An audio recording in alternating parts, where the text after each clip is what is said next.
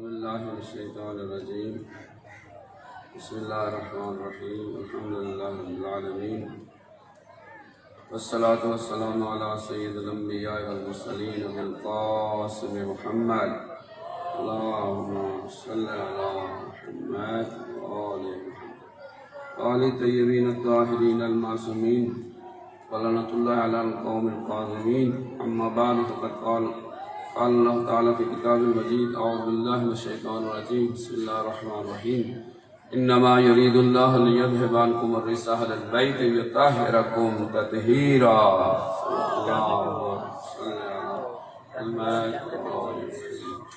ایک دفعہ حضرت سیدہ زہرا سلام اللہ علیہ کی ذات اقدس بس بلند آواز سے سلوات پڑھی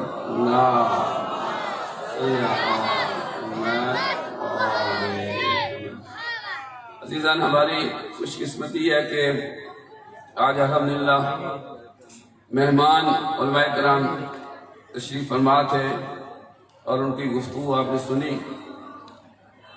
اب وقت کے زیادہ گنجائش نہیں دامن میں دو واقعات آپ خدمت پیش کرتا ہوں۔ ایک کا تعلق تعلیم و تربیت سے ہے، اس کا ڈائریکٹ تعلق حضرت زہرہ مرضیہ سلام اللہ علیہ کی تبلیغ اور مسائل بیان کرنے سے ہے، اور دوسرا تعلق ایک شہید سے ہے جس میں توسل حضرت زہرہ سلام اللہ علیہ کا ذکر ہے۔ یہ مجھے کسی نے وقت پابند نہیں کیا، لیکن میں خود اپنے آپ کو سمجھتا ہوں کہ جو اس وقت تقاضا ہے میں انشاءاللہ چند منٹ میں اپنی گفتگو کو تمام کروں اور اگلے پروگرام کو جاری رکھنے کے لیے انشاءاللہ موقع فراہم کروں۔ صلوات پڑھیں ایک دفعہ بلند آواز سے۔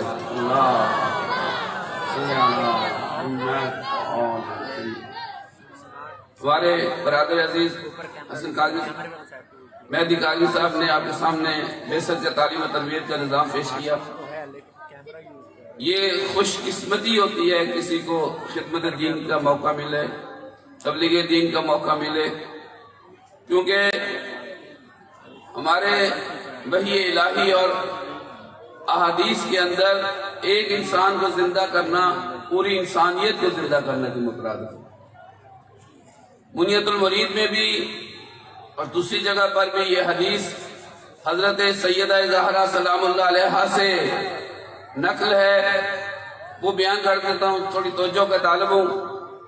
بی بی پاک سلام اللہ علیہ کے بعد پاس ایک خاتون آتی ہے اپنی والدہ کی طرف سے کچھ مسئلے پوچھنے کے لیے۔ واقعہ کہانی ہے، اس کو یاد کر لیں، کام آئے گی زندگی بھر۔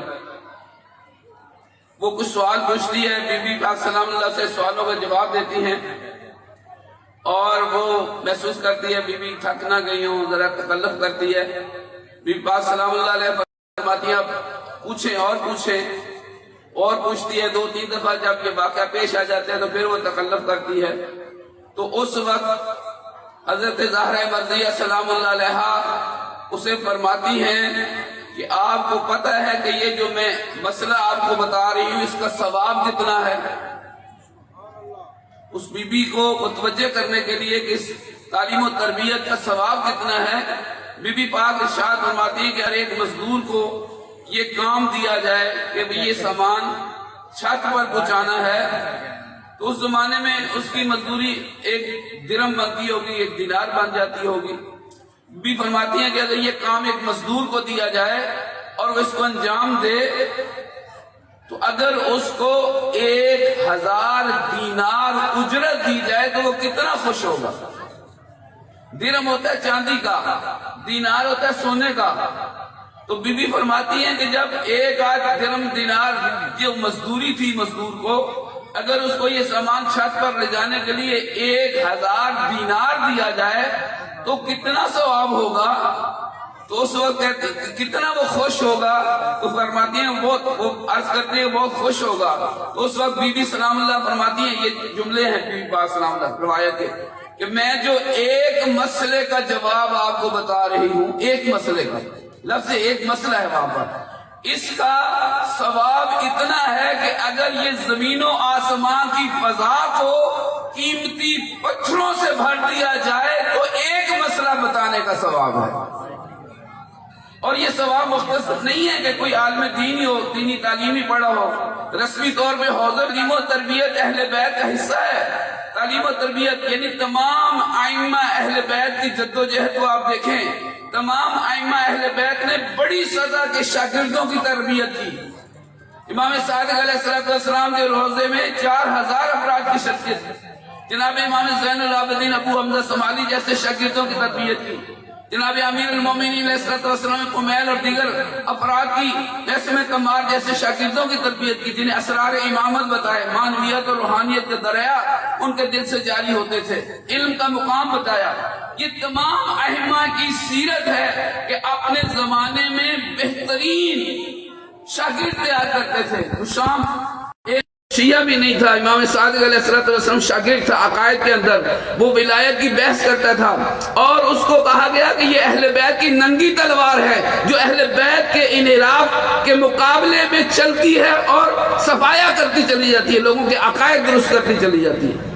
اور زرارہ جیسے شاگرد تربیت کی ہے جن کے 30 ہزار احادیث حفظ تھی۔ لہذا بی بی فرماتی ہیں کہ یہ جو میں ایک مسئلہ بتا رہی ہوں اس کا ثواب اتنا ہے کہ اگر زمین و آسمان کی فضا کو قیمتی پتھروں سے بھر دیا جائے تو اس کا ثواب اس سے بھی زیادہ ہے۔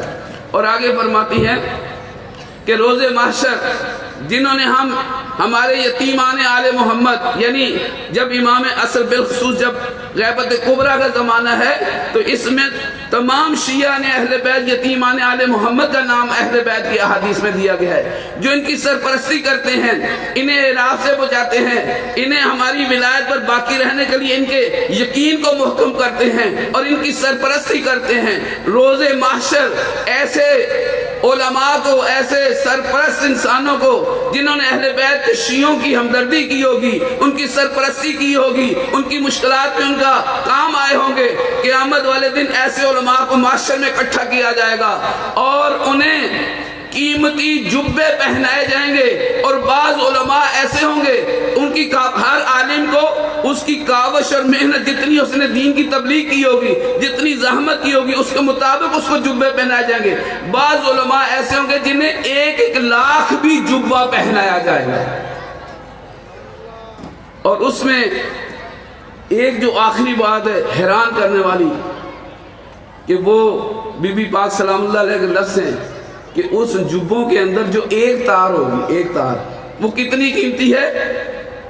آج میں نے دوبارہ مطالعہ کیا ہے، وہ اتنی قیمتی ہے۔ بی بی فرماتی ہیں اس جبے جو لاکھ بھی بعض کو پہنائے جائیں گے، کسی کو 10,000، کسی کو 5,000 جبے قیمتی اس تبلیغ دین کی وجہ سے پہنائے جائیں گے۔ ایک تار کی قیمت یہ ہے، ایک تار کی قیمت یہ ہے کہ جن چیزوں پر یہ سورج کی روشنی پڑتی ہے ان تمام چیزوں سے 1000 برابر بہتر ہے وہ ایک تار۔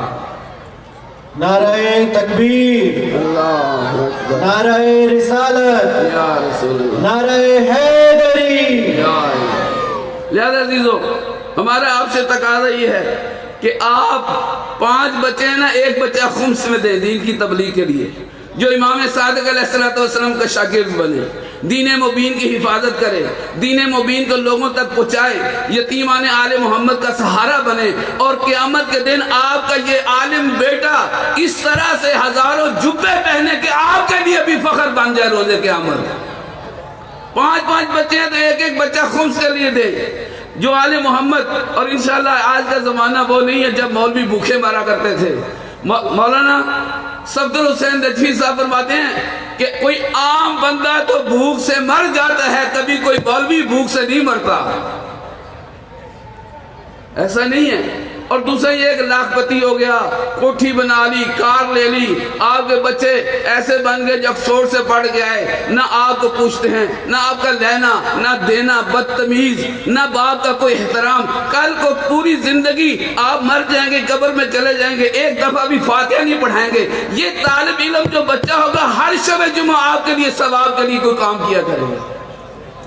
کوئی 1 بچہ اپنا، اور وہ بھی ذہین، وہ نہیں۔ میں ایک جگہ گیا، یہ بھی ایک تماشا ہے ہمارے ساتھ، تو وہ انجینئر صاحب تھے، کہنے لگے یہ بچہ 1 بچہ تھوڑا ان سا ذرا ذہنی طور پہ کمزور تھا، کہتے ہیں میں اس کو بیست میں داخل کروا دیتا ہوں. اور میں نے کہا جب اللہ رسول کو بی بی پاک کو علی و فاطمہ کے نظام کے لیے جو بچہ دینا ہے سب سے ذہین بچہ ہے جو حشام بن سکے, جو محسن تمار بن سکے, وہ بچہ دیں تاکہ آپ کی دنیا بھی آباد ہو, آپ کی آخرت بھی آباد ہو, اور آل محمد کے پاس اب کا عزت و احترام ہو. صلوات بڑے محمد و آل محمد.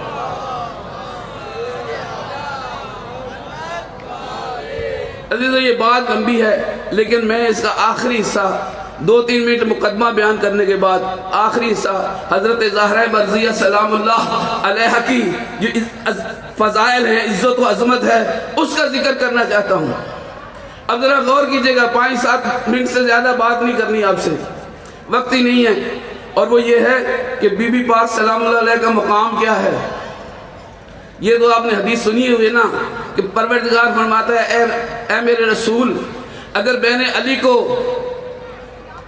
کو پیدا نہ کیا نہ ہوتا تو آپ کو بھی پیدا نہ کرتا. لیکن بی بی کے بارے میں خدا کی ذات کہتی ہے اے میرے رسول, اے میرے علی, اگر میں نے زہرا کو خلق نہ کیا ہوتا تو تمہیں بھی خلق نہ کرتا.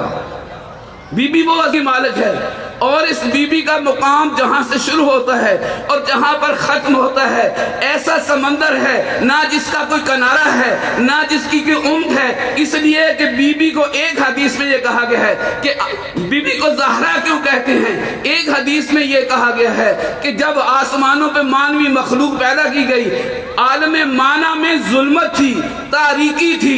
جب خدا نے زہرہ مرضیہ کا نور خلق کیا تو عالم مانا بھی اتنی روشنی ہو گئی کہ حیران و پریشان ہوگی وہ مانوی مخلوق. کہا کیا ہوا ہے کہ نے نور خلق کر دیا ہے.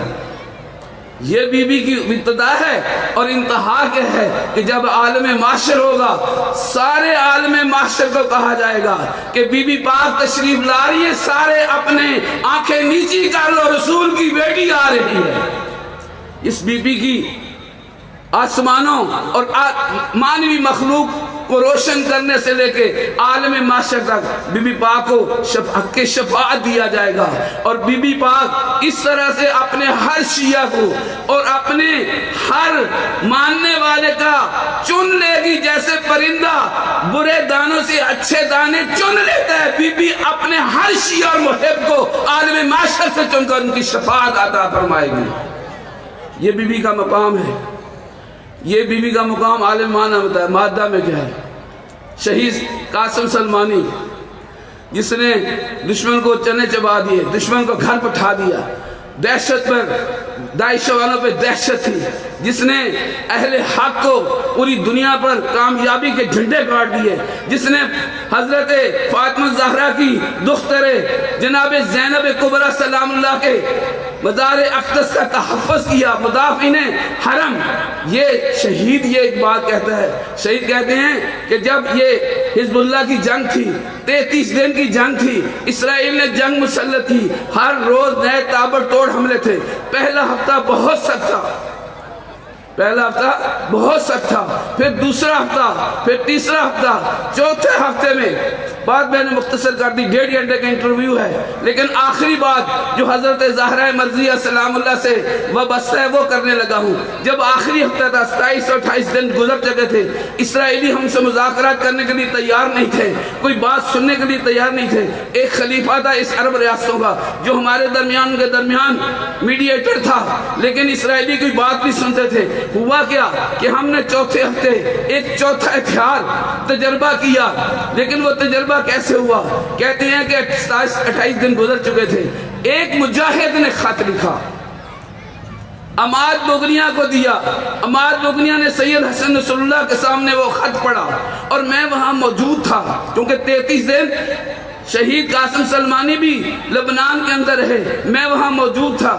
شہید عماد بغنیہ وہاں گڑ گڑا کے روئے اس خط پڑھنے کے بعد, اور اس خط کو جب پڑھا گڑ گڑا کے روئے. وہ خط کیا تھا عزیزو؟ یہی بات بتانی ہے کہ ہم بھی زہرہ مرضیہ کی عالم معنی میں جو ان کی عظمت ہے, جو ان کے فضائل ہیں, پاکیزگی اور طہارت کا راستہ اختیار کر کے بی بی کو اپنا اسوہ بنا کر, بی بی کو اپنا آئیڈیل بنا کر, بی بی کی طرح زندگی گزار کر یہ توسلات جو زہرہ مرضیہ سے مختص ہیں ہم بھی حاصل کر سکتے ہیں. ہم میں سے ہر کس و ناقص یہ ہر سکتا ہے، لیکن اس کے لیے ریاضت چاہیے. اور وہ کیا ہے؟ ایک مجاہد لکھتا ہے کہ میں خواب کی حالت میں نہیں تھا، تھوڑا جاگ رہا تھا، یعنی جیسے ہم کہتے ہیں نا سوتے اور جاگ رہے میری حالت تھی. میں نے کیا دیکھا کہ زہرا ایک بی بی آئی ہے جس کے ساتھ 2-3 اور بیویاں ہیں. وہ محاذ جنگ پر تھا، ایک بی بی آئی ہے اور اس کے ساتھ 2-3 اور بیویاں ہیں. اور میں متوجہ ہوا کہ یہ حضرت زہرا مرضیہ سلام اللہ علیہ کی ذات اقدس ہے. جب میں متوجہ ہوا تو میں ان کے پیروں پہ پڑنے لگا. بی بی کو کہا بی بی دیکھ نہیں رہے یہ دشمن ہم پر تابڑ توڑ حملے کر رہے ہیں، ہم حالت اضطراب میں ہیں، ہماری مدد کرو. ہمارا دنیا میں کوئی مدد کرنے والا سوائے آپ اہل بیت کے، آپ ہماری مدد کرو. بی بی نے کہا انشاءاللہ ٹھیک ہو جائے گا. لیکن میں نے اصرار کیا اور ان کے پیروں پر قدموں پر پڑنے کی کوشش کی تاکہ بی بی کے قدموں میں پڑھ کے ان سے گزارش کروں کہ ہماری مدد کریں. دوبارہ کہا، بی بی نے فرمایا انشاءاللہ ٹھیک ہو جائے گا. جب میں نے یہ کہا پھر بھی میں نے اصرار کیا. تیسری دفعہ بی بی نے ایک رومال نکالا، اس کو چھڑک لیا، کہنے لگی کام تمام ہو گیا. وہ وہی لہجہ تھا جو ہمارا میزائل اسرائیل کے ہیلی کاپٹر کو لگا، ہیلی کاپٹر تباہ ہو گیا. اگلے دن ہم نے اسی نئے میزائل کے ساتھ جو اسرائیل کے ٹینک تھے جس کے انہوں نے معاہدے کیے ہوئے تھے اور ناشکست پذیر تھے، اسی میزائلوں کے ساتھ 7 ٹینکوں کو جب مارا تو وہ خلیفہ کہتا ہے رات دیر گئے امریکی کسی اہلکار کا جو اقوام متحدہ میں ہوتا ہے مجھے فون آیا. کہا کیا ہوا؟ کہا آج یار مسئلہ بڑا مشکل ہے. جب میں وہاں پہنچا تو وہاں اسرائیلی جو اقوام متحدہ میں نمائندہ تھا وہ اضطراب سے ٹہل رہا تھا. کہا کیا ہوا؟ کہا کہ ابھی جنگ بند کرنی ہے، اس لیے کہ اگر ابھی جنگ نہ بند کی اسرائیل کی فوج تباہ ہو جائے گی